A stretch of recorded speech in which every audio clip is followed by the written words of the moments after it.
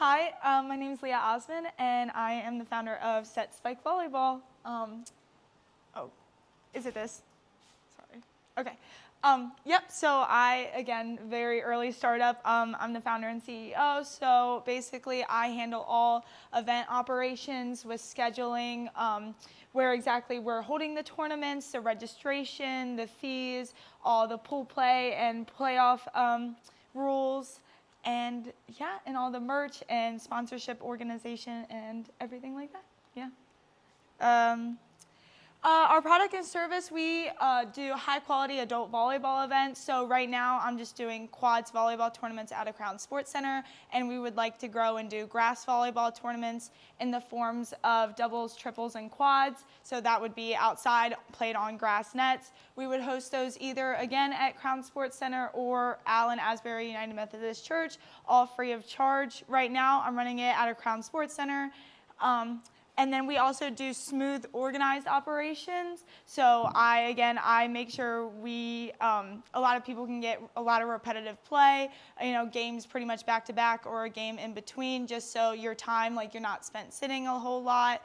So I manage that through scheduling of pool play and the playoff plays, making sure teams just only have one game break in between at max, pools of 5.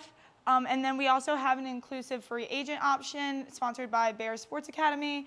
They sponsor teams for players who aren't able to find teammates to play with, so they can sign on as a free agent. They get to play for free, and I set them up with a random team members the day of the tournament.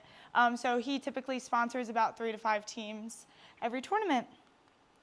The problem around here is so I was a player myself starting my freshman year of high school all the way up to my senior year of high school. I played travel volleyball, played for my high school, Bennett High School.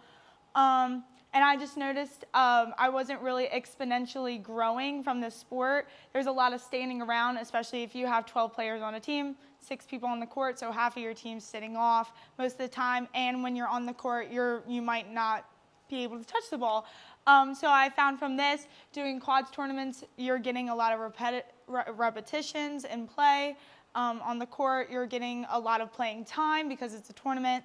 And then, so that small-sided focus is working on the quads, so less people on the court.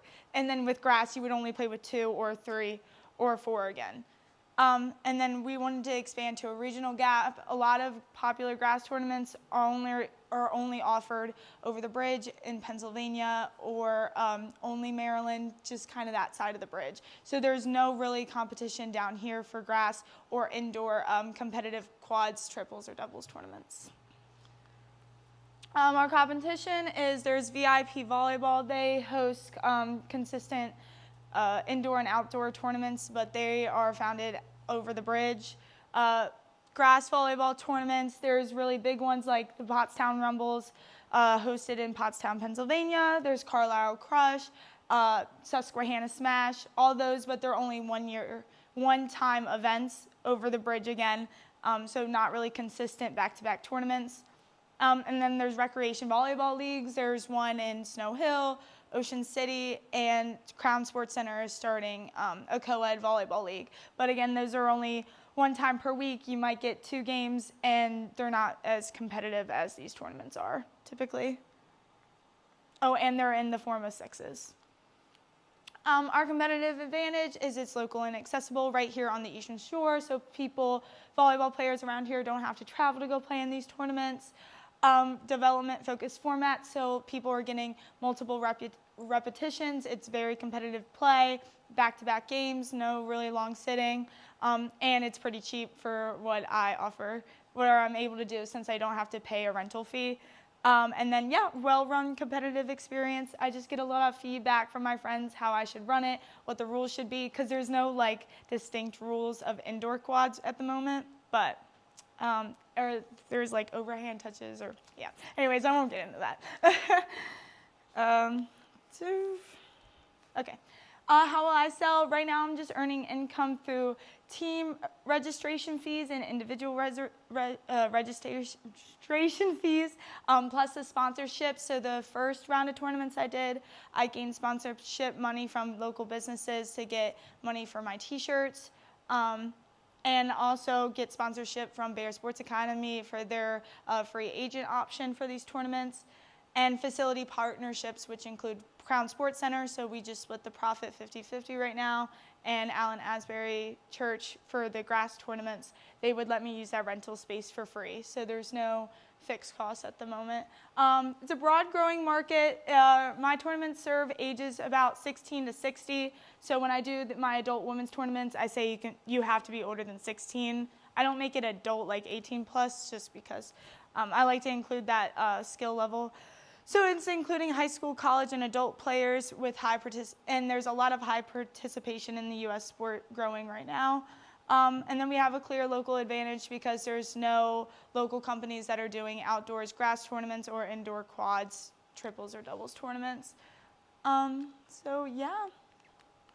Marketing right now, we just really use social media, and we like to use TikTok, just like with some tournament highlights, partnerships and sponsorships. So the Bayer Sports Academy, we also got sponsorship from Pliables for the t-shirts, Free State Volleyball Club, Somerset's Physical Therapy, and Pohanka.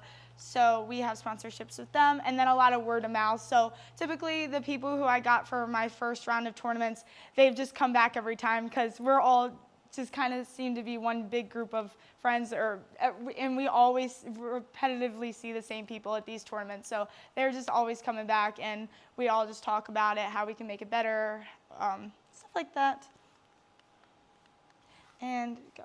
Okay, and then our financials, we're operating with an event-based revenue primarily from team registration fees, and then supplemented by sponsorships. Scalable. So our cost right now is our facility. So right now we have to split our profits 50-50, and then at some point we're going to need equipment. When we go to the outdoor tournaments, I'll need to spend money on grass nets, check-in table, volleyballs, all that. I also do spend about $50 a trophy for the tournament, and then marketing, but that's not too much right now. So we have just minimal fixed expenses, and then efficient profitability. Even with relatively few teams, we can still make a profit off of these tournaments, just because I'm not having to spend too much costs. And I hid my ass slide because you said, but that's my bad. I should have put that on there. I just hid it like on the PowerPoint. Because why? Sorry. Because I thought you said it wasn't necessary when I was showing it to you earlier. Okay. Okay, that was it. Thank you.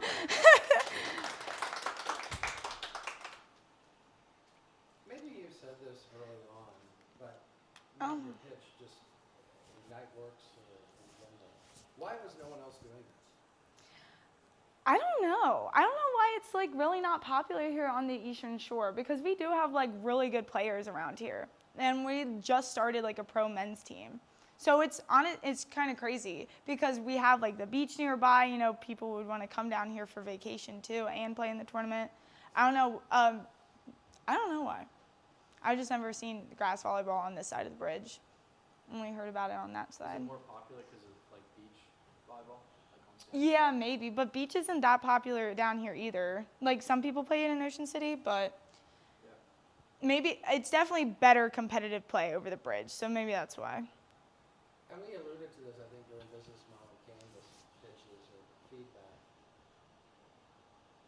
Since you are seeing, repeat familiar faces, I assume some new people, new faces, and you're expanding different play, quads, doubles, sixes, as you said.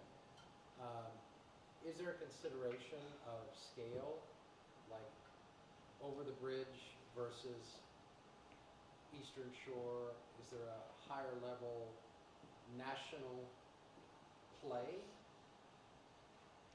that can come from, if we're looking for expansion or competitive differentiation, since no one was doing this here, is that a connector, a gap to not only be co-value for what they're doing over the bridge? Oh, well, that would lend to another opportunity, a fresh opportunity, new competition, right, to play or create tournaments amongst these different organized groups that aren't here on the Eastern Shore?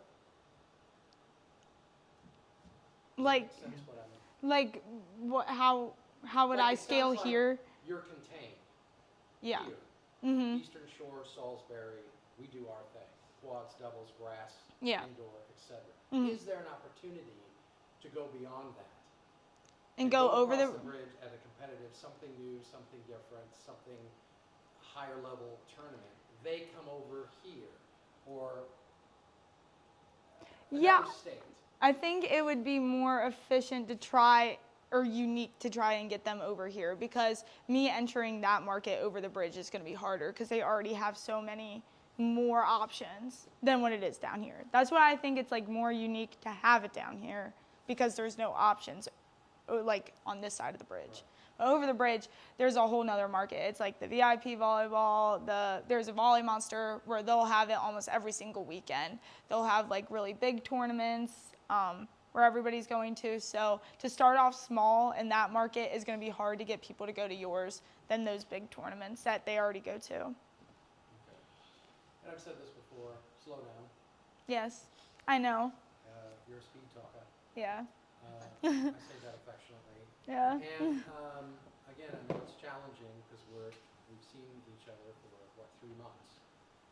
Assume we know nothing. Yeah. I don't know what a 6 is. 6 is. Yeah. I don't know what, right? To Yeah. kind of the importance of having multiple play. You alluded to it a bit, but the fact that you do get a lot of rotation and play, competitive play, no one's sitting. That's a unique. That was a conscious decision, right, Mhm. in your play and structure, things of that nature. Right. Other feedback, comments? What translated, what didn't translate at this stage? What are your comments? I would do the same thing. No. I was thinking about your decision to have something over here, which is kind of similar to what I'm trying to do is like Yeah. bring more things here. And even my husband with his nonprofit, like he wants to like focus it here versus expanding it across the bridge and other places. And I think there's something to like almost like the Coachella model where Mhm. it's like forcing people to go to the desert and now like everybody goes there for the festival. You know? Yeah, It's like, exactly. your thing could be the volleyball tournaments that everybody comes over here for, and then you're tapping into like economic, like tourism dollars Yeah. too, even for funding because you're bringing so many people to the shore for these tournaments. So I do think there's still growth opportunity, even if you want to keep it local by forcing people to come to us. Yeah. Yeah. It definitely like it makes it unique to have it over here because we go up there to like Pottstown, Carlisle. There's nothing to do up there. So like the draw to get people to come down here, you have the beach, you know. Yeah. So and then I feel like 'cause since I grew up here, like I have more connections down here that I like most people wouldn't have. Like I wouldn't have those connections up there to get these like free rental facilities and stuff like that. So, yeah. Anything else? Thank you.